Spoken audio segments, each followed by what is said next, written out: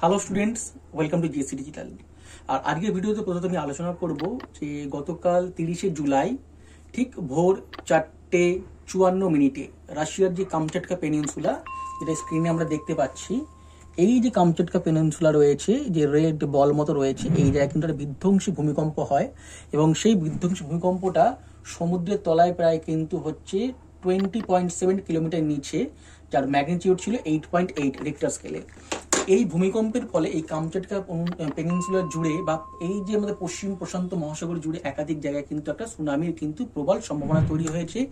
এবং ইতিমধ্যে জানা গেছে রাশিয়ার বিভিন্ন উপকূলে, মেনলি কি হচ্ছে পেনিনসুলা যেটা রয়েছে কামচাটকা, সেখানে কিন্তু তীব্র জলোচ্ছ্বাস দেখতে পাওয়া গেছে। এবং তার ঠিক দক্ষিণে যেখানটায় জাপান রয়েছে, জাপানের যে হোক্কাইডো, এই যে আইল্যান্ডগুলো, বা আমাদের এখানে যেটা রয়েছে একদম ইউএসএ যে আলাস্কা, এই জায়গাতেও কিন্তু আমাদের প্রবল জলোচ্ছ্বাস দেখতে পাওয়া গেছে।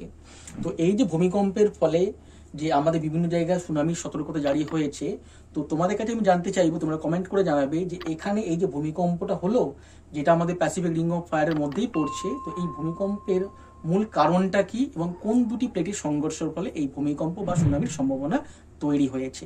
তো তোমরা অবশ্যই কমেন্ট করে জানাবে এবং এই রকম ভিডিও দেখতে হলে অবশ্যই তোমাদের জিসি ডিজিটালটাকে ফলো করতে হবে। টিল দেন সবাই খুব ভালো থেকো।